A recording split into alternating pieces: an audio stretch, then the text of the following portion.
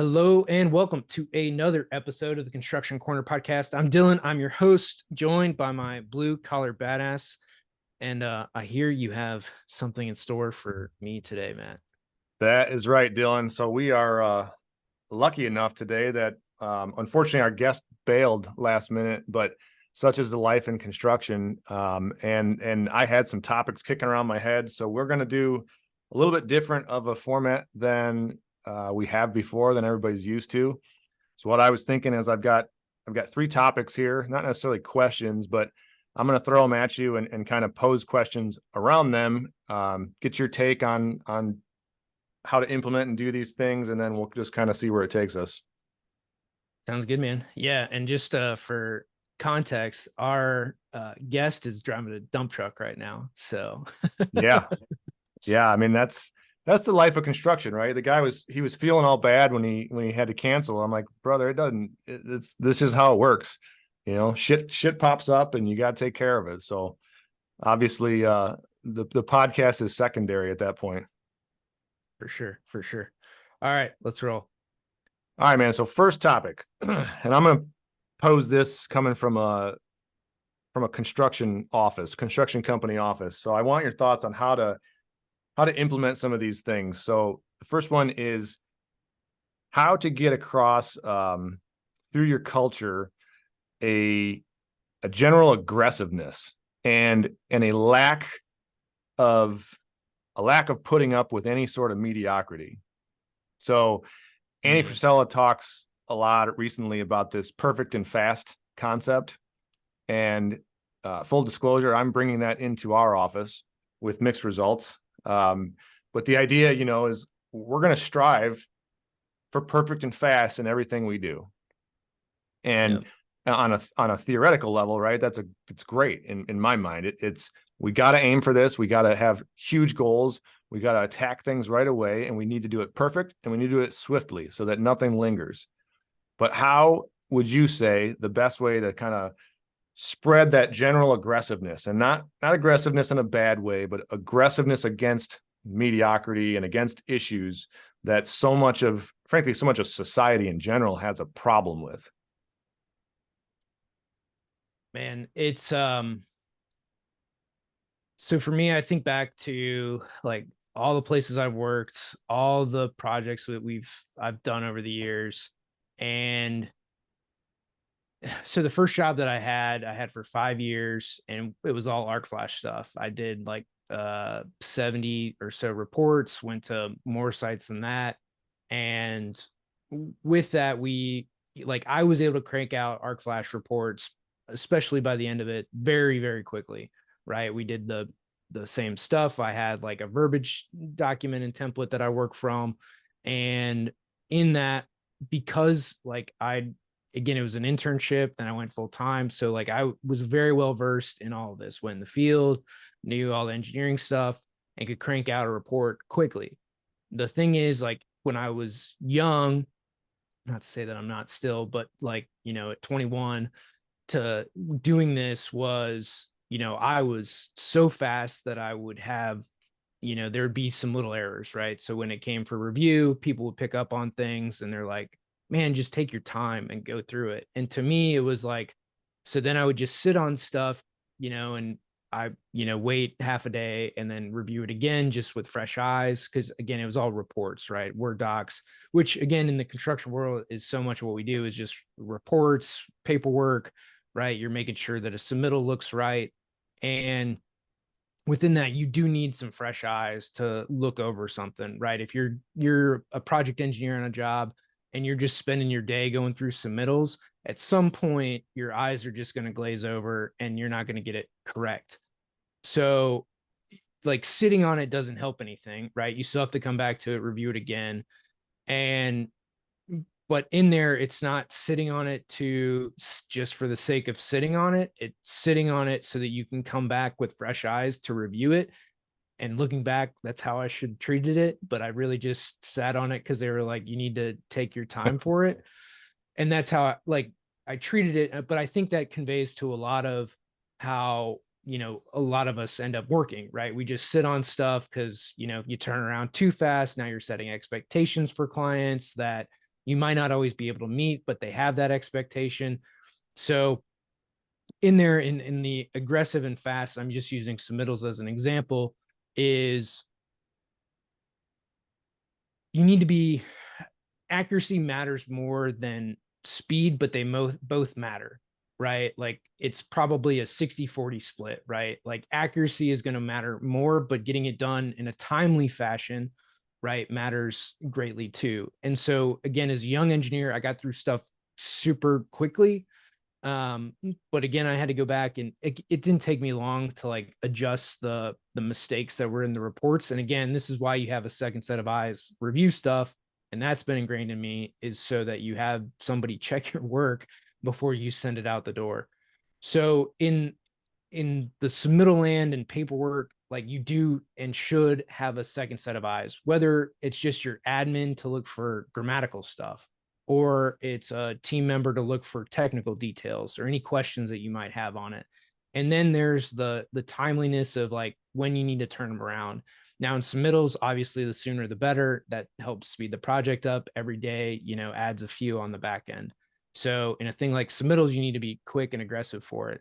And a lot of projects, emails, responses, and a lot of this too. And like we've talked about in a lot of things, right? It can wait a day, but a lot of that is so that, again, going back to, you need to take the time to review it a second time, or you're waiting for a second set of eyes on that particular item, right? That you don't have an immediate answer that you're 100% confident in, right? You have something that you're an 80, 90% confidence level on, that you need to like have a conversation with somebody, that you're not going to give an answer immediately. You need to have that conversation and then get back with somebody. So you're sitting on it, but not in a way that you're delaying anything, right? You're sitting on it to get the right answer, so that when you give it, there's not going to be ramifications down the road that are negative, to the project, to the company, whatever. It's going to be the right answer and the right way forward, and then you'll deal with it from there. So in the everyday workflow, I think we have it goes one of two ways. Either nobody ever looks at the documents, right? They never review anything and they just sit on it. They never get to it, and that's a problem. Or on the other side, they get to it and they don't review it thoroughly enough, and they just ship it out the door. So there has to be a middle ground and a process, and probably a second set of eyes on a lot of things. And now, granted, like most of us don't do that, right? And for the majority of things, it's going to be fine, right? Like there's the vast majority of submittals that you get, the things that you're looking for. And if you have a young engineer, a young superintendent, whatever it might be on it, like they're going to have somebody review it, or should, right, in that process. And it's usually the old guys that are doing well through it. They rarely make a mistake anyway, but it's that balance of, hey, you need to do as well as you can here, have a check if you need it. And, sometimes, we might not think we need one, but probably should. And then, get it out the door. So, and that's in like the day-to-day. Now, marketing and that type of aggressiveness is another thing that I like to handle, but let's, what's your take on the, everyday workload? So you brought up some interesting points, and ones that I can relate very, very clearly and closely to, because so when I came on board to the construction company 6 years ago, I brought with me a couple of different things. Well, I brought with me a lot of things, but a couple in particular here. So a style of conceptual estimating that frankly a lot of people don't understand and just can't do. And a grasp of pretty complex projects and how to break these things down into our conceptual estimating templates, and how to go after these sort of projects. So my point is, I had, it was twofold problems, right? So I was doing these estimates, very high level estimating on very complex and very large projects. And my normal self would, in previous life, like we had review processes, and you would go and you would get extra sets of eyes. Well, where I was when I started, there were no sets of eyes available, right? That could understand and grasp what they were really looking at enough to be useful and not just a hindrance. And so for the first 2 years, 3 years, even maybe even longer than that, I would just pump out estimates and proposals, and I was the only guy looking at them. And it was dangerous as hell. I would double check and triple check, but it's like when you have a scratch on the wall at your house, right? You don't have kids, but when you come see my house, like, it looks like a bomb went off in some of those rooms, right? They throw a football and it dents the drywall, and you see it the first time and you get all pissed off and you're like, damn it, we got to fix this. Well, then, like, time goes on and you keep walking past this same dent in the wall, and eventually you don't see it anymore. You've spent so much time with the dent that your brain just kind of pushes it back into the ether. And the same thing happens with estimates, with writing reports, with things of any level of detail, right? Our brains always seek to expend as little energy as possible to keep us awake and aware and looking out for the fucking lion, right? That's how we survive as a species. But so that's what I was doing with proposals. And it got to a point where I was like, this is scary. I don't know who to talk to. I don't know who to turn to. And I'd bring stuff home and have Carrie review it. But I mean, she could review, proposals and formatting and things like that, but she's not a construction girl, right? So, what we have now is vastly different. Now we have 3 people in our office that are very high level conceptual estimators, and we have that comfortable review process back in place. And while some people get pissed, like, hey, why do I have to do this twice? Or why do you have to look at it after he looks at it? And there's such a good reason for it that it becomes very apparent. Because in our line of work, if we're not perfect, we're going to die, right? I mean, an estimate error at the level we're working at could cost 7 figures all day long or more. And if we're not fast, we're going to lose the damn project anyways. And so in my mind, I keep pumping perfect and fast. Let's do this. Fast is not to mean inefficient or without care, but fast, like, we have a deadline. Let's get this done. If we can get it before the deadline, great. But there is no second option, right? If you're late, you're dead. If you make a mistake in the estimate, you're dead. And that's how we have to live. So, just getting extra eyes on things and formulating a specific process to review whatever you're pushing out is so important. Because it goes back to everything you and I have talked about: relationship building and reputation building and caring for. You are what the product of your work is. And if you're putting out shit, then people think you're a shitty contractor or a shitty estimator or a shitty engineer or a shitty software guy. It doesn't matter what you do. If you're not putting in 100% of your care and effort and producing perfection, in quotes, that's how you're going to be looked at. You're going to be looked at as a mediocre, whatever you are. And it's a bad place to be. So the only thing that I would add on that is, oftentimes, so this goes for Revit templates, this goes for your estimating template, this goes for any system process that you have, is 2 things. As you come across an issue, right? So this is often like in Revit families in the production of drawings, right? For you, it could be a formatting thing. It could be a contract, paragraph, whatever. Add it as soon as possible to that template, right? Like, fix that piece, that family, fix that verbiage, fix that whatever it is as soon as possible. Because what I find is you then end up fixing it on every project moving forward, or it never got fixed. And in the case of contract verbiage, never gets added. And then you are hosed on every project going out. And at the speed you run at, right? If you're doing 1, 3, 5, 100 estimates a week, right? That adds up fast in the amount of problems it can cause down the road. So one is really the only addition that I have to it is fix anything that you find a problem with as soon as possible, because it will speed up and improve everything moving forward. And you've just integrated it into that project, right? Don't wait. You need approval on like that project, right? So if it got approved in this proposal and that, verbiage quote, or you have a template file of all your verbiage stuff, right? So for this project type, here's our, 4 verbiage paragraphs that we need to include to make sure that we're not going to get hosed on it.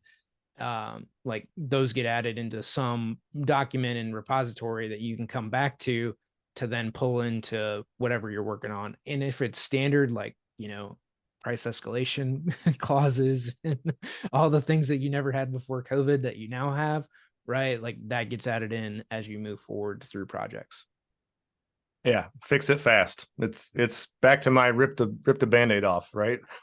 In all problems, if you look at your problems as a wound, the faster you tear the Band-Aid off and get some of the badness out, some of the bad blood, the faster you can actually fix it and control the problem. And it goes across all facets of everything we do, not just business. It's lifestyles also. And you got to have that mentality shift that the longer you let things linger, the worse they get. And it really doesn't matter what they are. Yep. Unless it's wine. Wine and whiskey. Yeah. Yeah. So the only other, so what I want to come back to too on the aggressiveness piece is in marketing. So for our business, in construction, man, we have to go after a lot. You've got to go after way more projects than you think you're going to win. So one of the things that at one of the A&E firms that I worked at, where I had to be a part of, as a department head, I had to be a part of all the proposals and everything that we put out. There was one office that we had of our 4 offices that decided they would chase every single RFP that got put out there.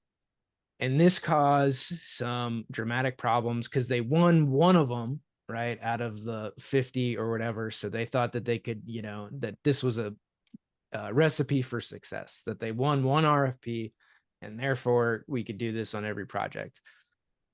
Problem is their track record was like 2% win rate, right? Or whatever it ended up being.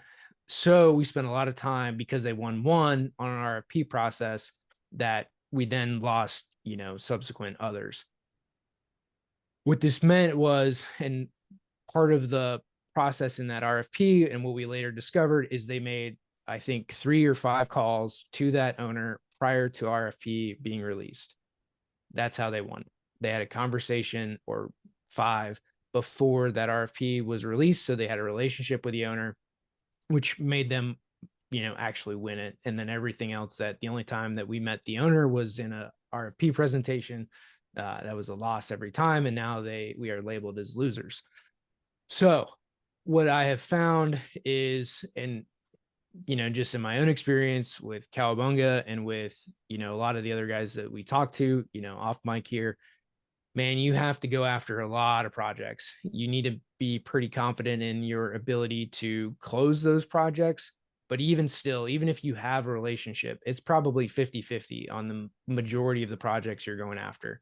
Whether it's financing that falls through, whether the site got taken that they wanted, or zoning didn't get approved, or, the umpteen other issues that are not your fault for a project not to move forward, right? Or you just didn't get selected for it.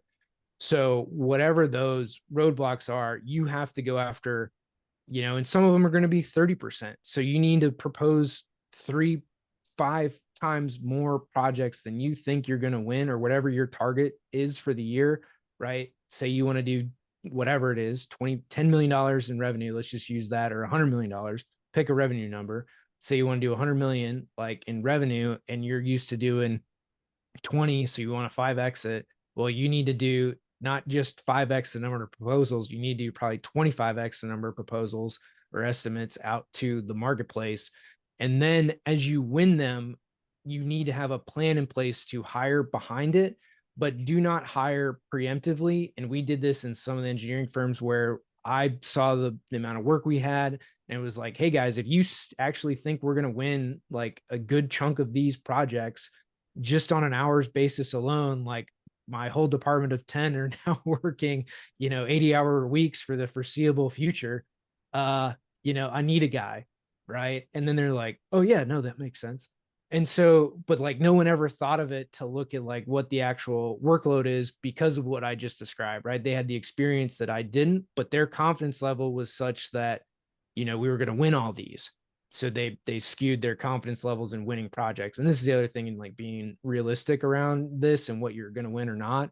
But some of it is you just got to wait till the chips fall and then be prepared to quickly hire and backfill behind you so that you have that pipeline to execute the work, right? Or a system for it. But you have to be way more aggressive than you ever thought you needed to in going after work, and especially if you're looking to grow. Well, two things. One, the hiring thing, you're right, but it's a double-edged sword, right?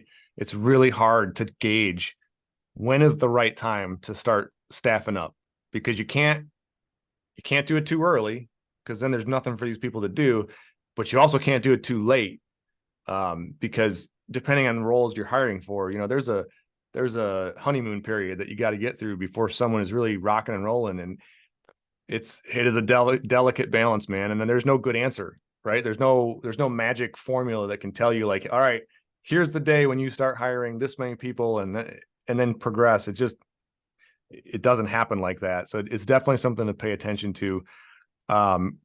Real quick on the aggressiveness topic though, you just let out some of the secret sauce in this industry.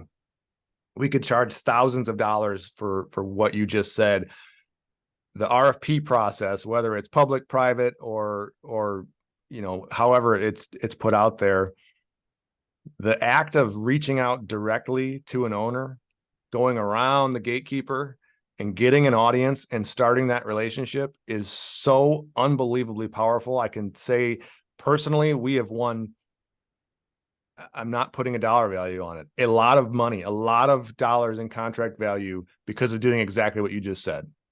Because in this cutthroat world that we operate in, you have to differentiate yourself. And if you don't know someone already, that's very hard to do. And you nailed it. Like, you don't win many projects when you walk in with your proposal binder and your fancy clothes on, and that's the first day that you meet these people. That's very low odds. It's very hard to win someone over within a meeting is an hour, 2 hours maybe. But sneaking around the gates and getting in front of those people, and even if it's just on the phone, just starting to have those conversations as early as you can is hugely powerful. And I almost debated cutting you off when I saw where you were going, because it's the secret sauce. It's part of it, right? That's one of the main ingredients in that sauce, and we just gave it away for free, folks. Yeah, I mean, the thing is, like, no one's gonna do it. And then like the other side of that, I mean, if you do want to win, I mean, like Oren Claff, in his books, like Flip the Script, and he wrote another one, Pitch Anything, like that. These are the books. Like, if you are going in cold to owner, like, or any presentation proposal where you have one meeting, one pitch, one thing to win the deal, like, he's the guy for that. But I mean, in there, it's also like 4 weeks to craft one pitch, to go in and do one proposal. He's doing a lot of like venture funding and stuff like that, or he's got one shot at getting it right and doing it to close a deal, right? So he's spending weeks at a time with like research guys and all this stuff around what he's doing to close these deals. And for some of you, maybe that's worth it, right? For some projects, that it might be worth it, right? Like a new stadium project, if you're going after $1 billion stadium, you probably should put some time and effort into it. But if you're going after like I guess this varies in all levels, right? But like if a project is that important to you to go after, conversations are first and foremost the easiest thing you can do to position yourself better to win. Going in there cold, no matter who you are, is going to be tough, right? And if you don't have if you're not HOK or Gensler going in the door, or Jacobs, like, I'm sorry, you need to come up with something better than that, right? They can come in and say, we're HOK and you hire us. This is our portfolio. What else do you need to know? sign here, right? Like, it's never that easy, but you come in with brand recognition, you have a lot of credo, and most of us don't, right? We're the local guy, we're the guy that's going to take care of them, we're the guy that's going to be there. And that's how we want to, so many of our engineering projects is like, you want a local engineer, because when shit breaks, which it will, you're going to call us, not the guys 1,000 miles away. We liken it in our office to an Army Green Beret or Ranger sniper, right? If you're a sniper, you get one shot at pulling that trigger usually. And sometimes these guys will be out in the bush or hiding, whatever they do, for days on end, just making sure they're so prepared, and that when they pull that trigger, that's it. It's lights out for the bad guy. And that's how it is when you don't have a means of entry ahead of time to get to know who you're talking to. You get to that conference room or that boardroom, like, you have one shot. And if you miss, you're done. And you're not just done for that project. You're usually done for any project, because you're the loser, right? And right, wrong, or indifferent, you're now the loser. And that's an even harder thing to come back from. All right, so let's go into number 2, because it kind of wraps into this a little bit. Admittedly, this is a problem I have had in our office, and I'm still working on with some folks, but we're gonna hash it out here. So how do we get others to be as comfortable being uncomfortable as I am, right? It kind of ties into that whole thing. We're always putting ourselves into positions and situations where it's uncomfortable. We're meeting new people. We're presenting projects that we've never presented before. We're talking about different ways of building, and there's always something.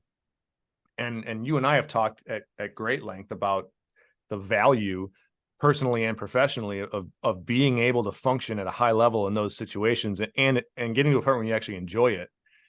But how do you, as a business owner, as a leader, start pushing that mentality down the ranks to your people? Man. So the way that I think about this is, for each person, it depends on what, like, and I don't mean to make this a depends answer, but it's not everyone should be doing sales, right? Like, not everyone's going to make cold calls or ever feel comfortable doing it, nor should they. Not everyone's going to feel comfortable like going up and introducing themselves to somebody at a meeting, but they're more than happy once the ice is broken or they get brought in to have a conversation for hours after that, right? They can't get past the first 2 sentences, and they're always just going to have trouble with that. But after that, right, then they're going to move forward through there, right? Then they're fine with it. It's the approach that they have problems with, not the rest of it. And then, as far as like having hard conversations or towing the line, man, like, and I hate to say this, but not everyone in the organization needs to have those conversations, right? Like, they need to know that they can have the conversation internally with like their manager, right? So whenever some like shit really hit the fan for the departments that I was in charge of, like, I had to be the guy to come in and have all the hard conversations or deal with the issues in hand or change orders or whatever. If they didn't feel comfortable with it, I went to the meetings, I talk through it and see what resolution we could come to. Like, my guys never needed to, if they didn't want to, like, they didn't have to. And again, some of this is just going to come with experience and age. And the other problem that we have in construction is our cycle times are so long, right? Like, from one project to the next, you might go 3-6 months without a change order and having that conversation. You might go a year without an RFI.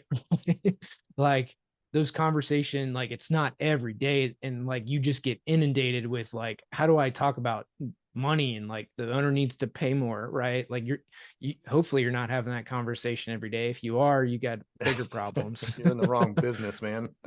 But a lot of it is just that, right? Like, you can inundate yourself in pushing harder every day in the gym. You can inundate yourself in like not reaching for that drink every day, like, it's a daily action, and making cold calls. Like, you can inundate yourself to a point in like picking up the phone and getting past that introductory thing.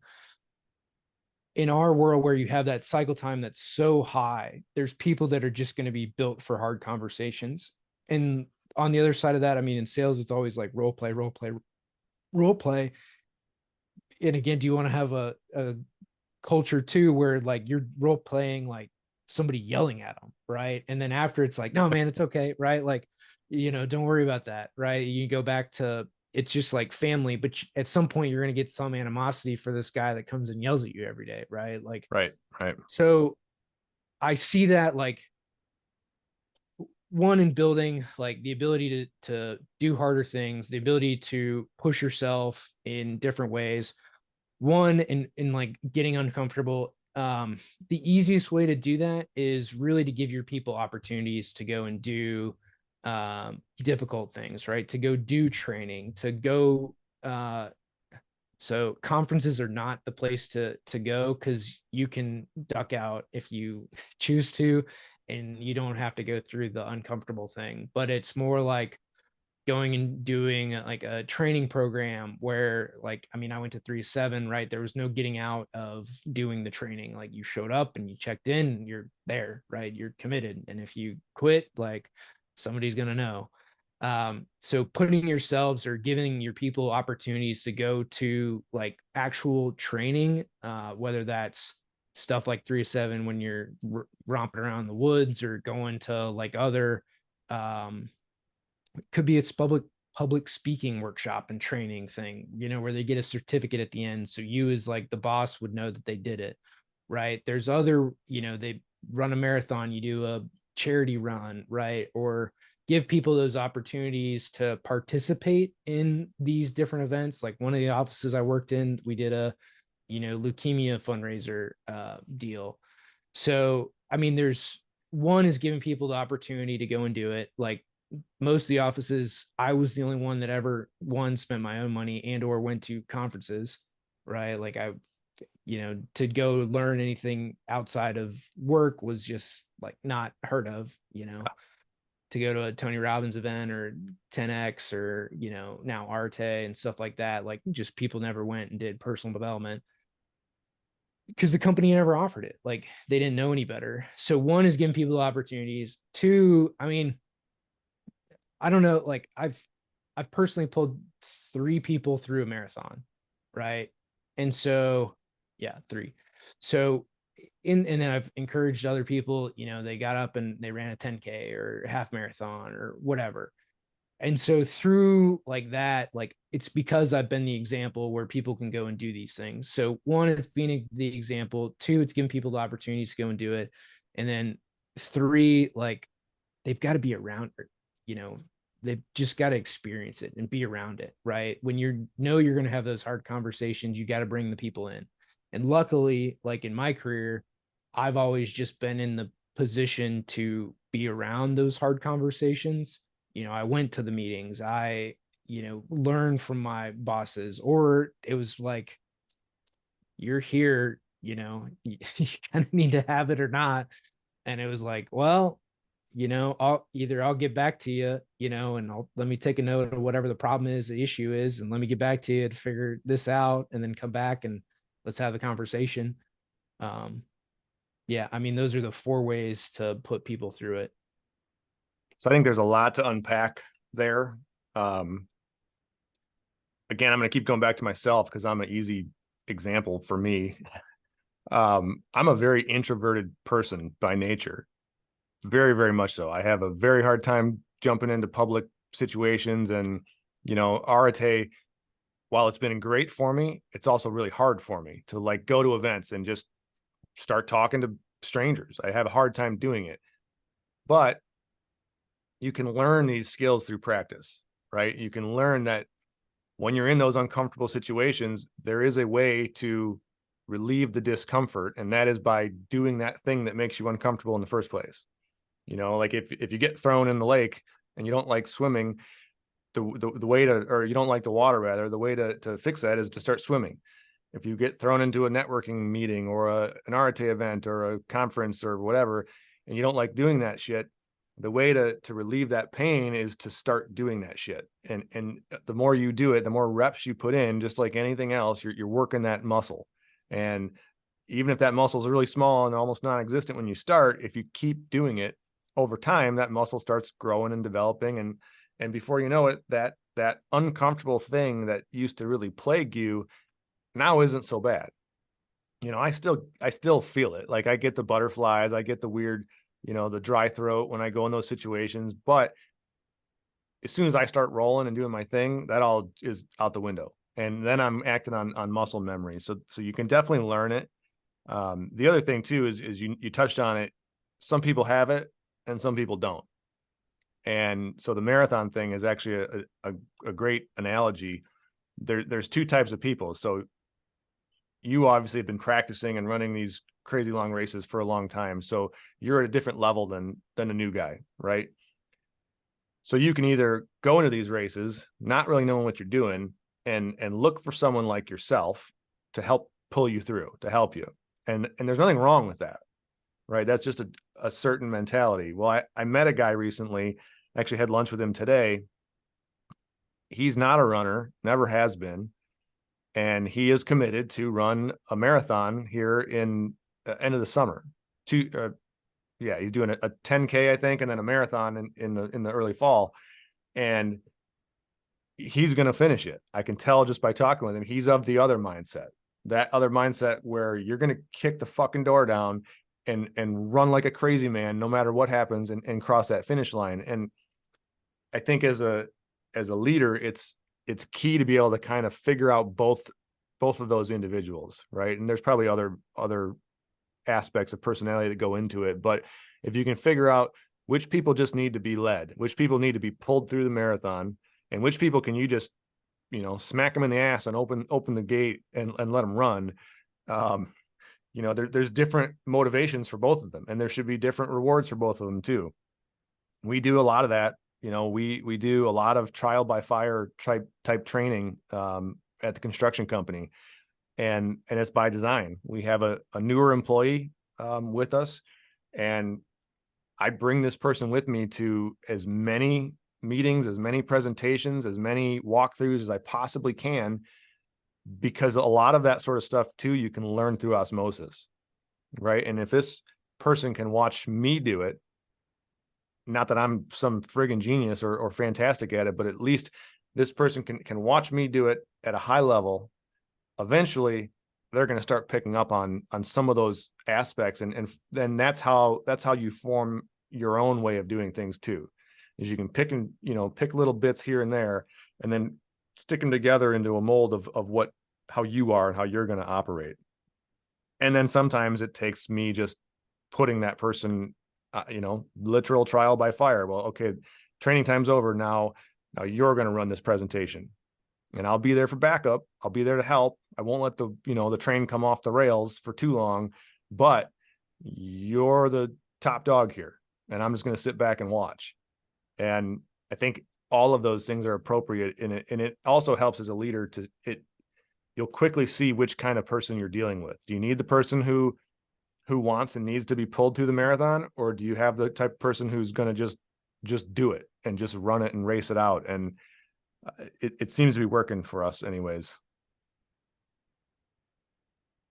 Yeah, I mean, the only thing that I'll go back to is understanding what you need from each role within the company, right? There are some people that, like, you don't need to be outgoing, right? Your admin person, secretary, they just need to answer the phone, right? And be comfortable in doing that and come in doing that, right? They don't, maybe you want them to really expand and do more and, take on more responsibility.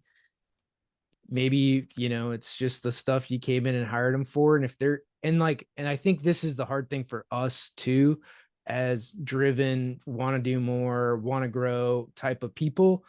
It's hard for me to relate to the people that don't want to do more or grow or take on more responsibility. It's one thing if it gets thrusted upon them or they know where their line is, right? Like my wife knows where her line of responsibility kind of is, or she wants it to be.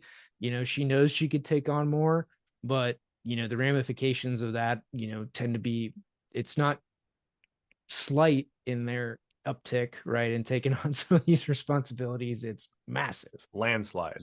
Yeah, and like, and she knows that, and I think a lot of people are, well, they really fall. She is very aware, right, in that, in the responsibility. Like, I just want it, you want it, right? That's who we are, who we're built for.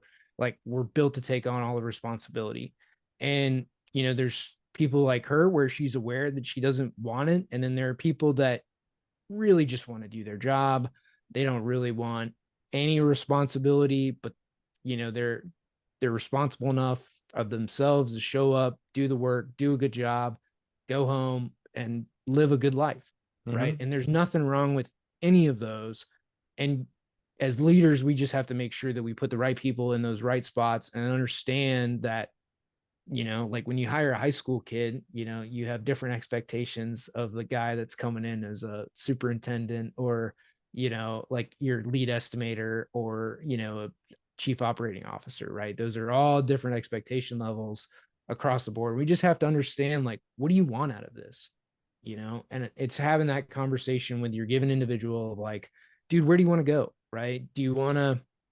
I had this conversation with one of the engineers I hired, and like, man, what do you want to do? You want to take my job as a department head? Do you want to be a project manager? Do you want to just be a project engineer? Like, there's no wrong answer here.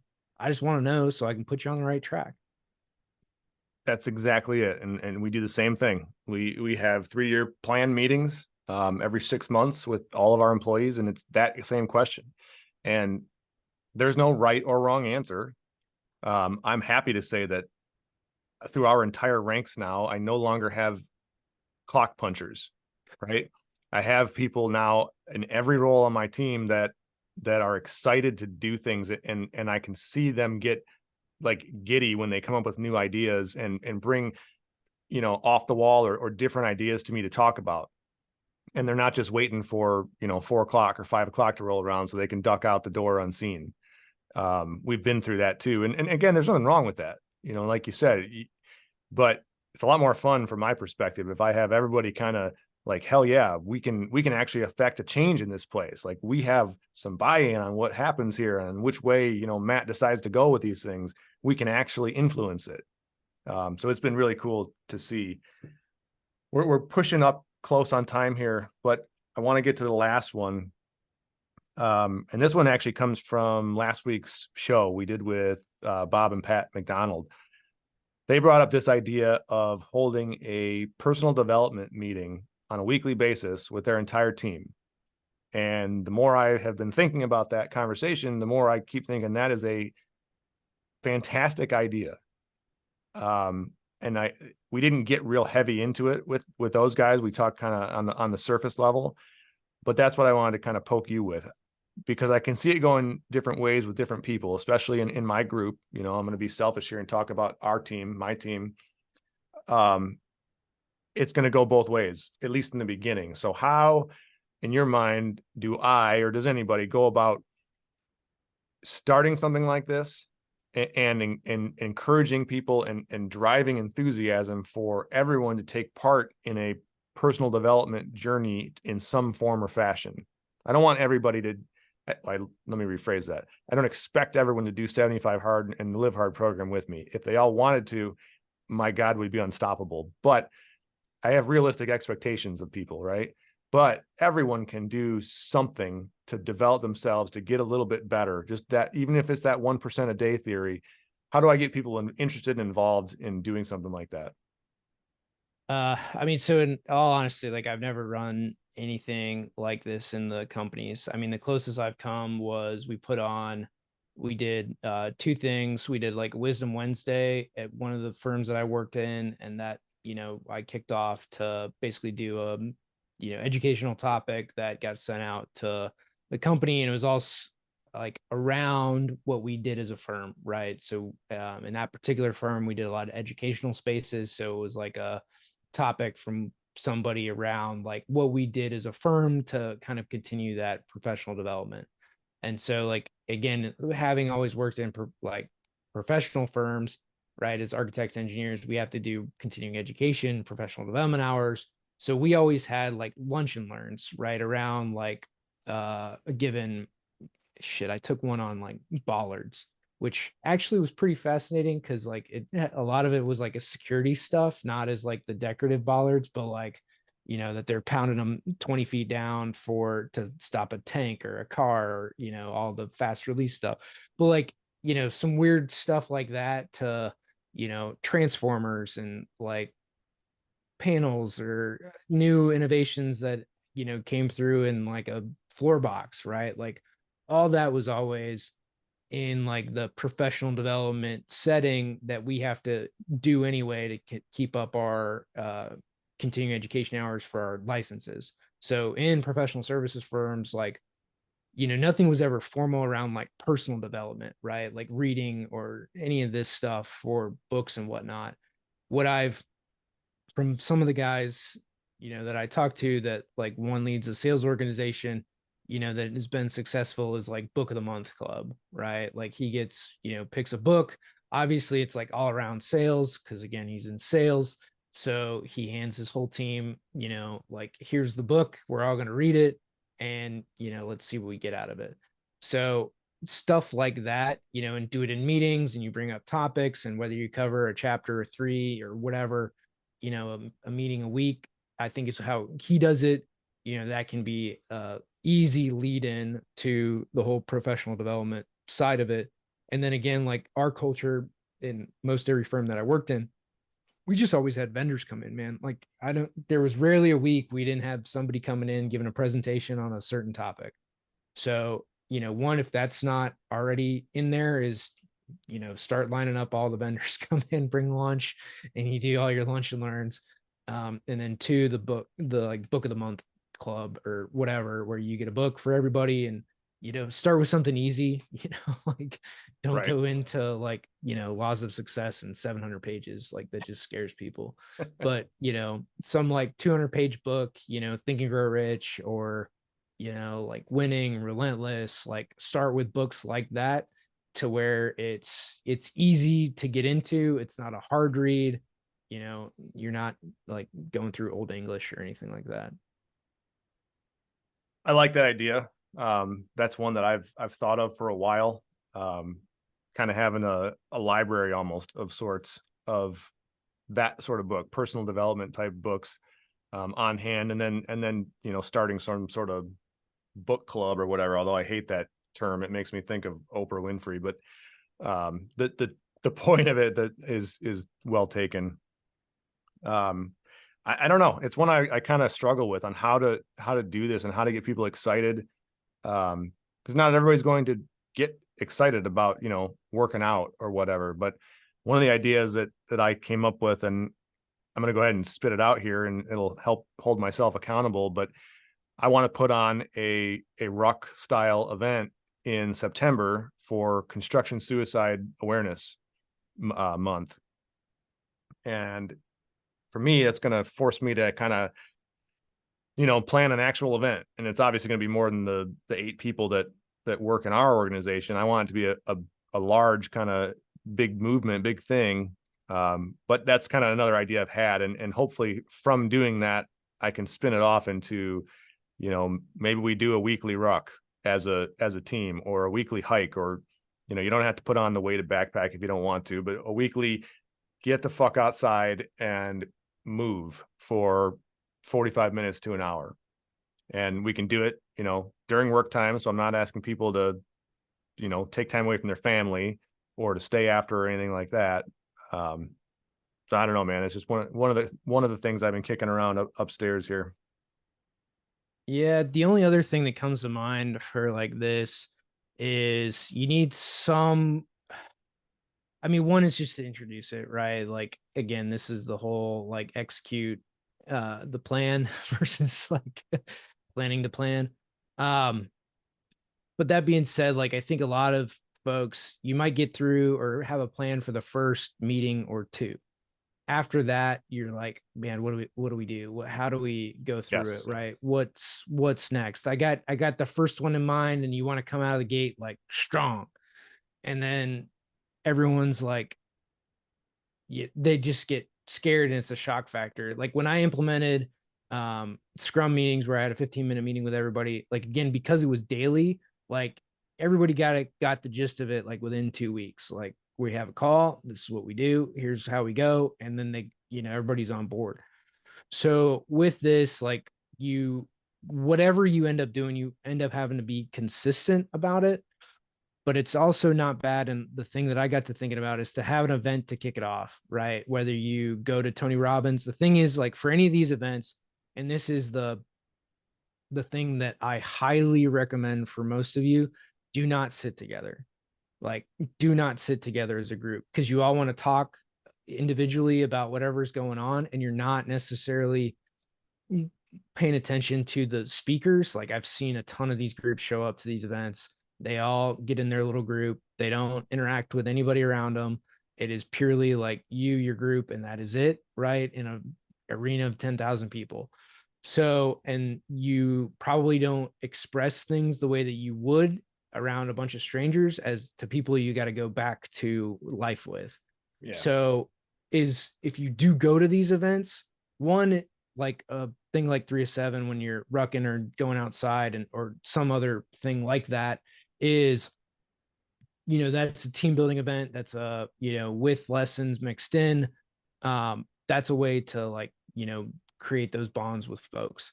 Now, a thing like Tony Robbins, you go, you don't sit together, and then you come back, and then you have that, like, momentum of, we just went to an event, we did this together, we did it as a team, and now you can kick off, like, okay, we're going to do book club. We're going to take all these lessons from Tony and implement them, in a consistent manner, so that you all got the knowledge simultaneously, and then you can, like, systematically disperse it. And that's usually, or, you're like me and you go by yourself, and, an organization, and no one else has ever done any of this, and you come back and you're like, yeah. And then everyone's like, you're crazy. So one is just be consistent, more than anything, man. Pick a book, pick a thing, pick a activity, add it in, and, pick a week. Like, if you're going to do a ruck, pick a topic, pick a thing to talk about while you're out there. Yeah, that's a great idea. And you got to lead from the front. You got to lead by example too. I mean, we've talked about it before. I've learned it the hard way. I've learned it over and over again. You got to lead by example. And if you're not doing it and actually living it and believing it, then sure as shit, no one else is going to. Yeah. And it could be too, like, for the first, book, or even, every time that a new one comes up, like, hey, you got 3 to pick from. Yeah. Get some options out there. The team picks, stuff like that, versus just forcing it down everybody, and then to bring it up, put things in, and, that's reading it for sure needs to be put through. Like, man, I asked every boss that I worked for, like, what was the last book they read, and they couldn't rattle it off, and it's sad. So really is. Don't be that guy, but don't be that dude. Well, hey man, I don't know. I kind of like this format as one we sprinkle in here and there. We could do it both ways, but I think it was a fun show. I got to get out of here soon to go Uber some children around. So you got any last thoughts? Guys, just be great. I mean, the world that we're living in, like, I can't do politics anymore. Like, I really can't. At the end of the day, be good to your neighbor. You know the right thing to do. The right direction to go. You got to be more aggressive than you probably think you are right now. Even if you think you're aggressive, it's probably not enough. I know for sure I'm not doing enough and pushing hard enough, and that's getting remedied as we speak. So do more, be good, and keep learning, guys. And thank you for listening. We really appreciate it. And with that, that's this episode of the Construction Corner podcast. Until next time.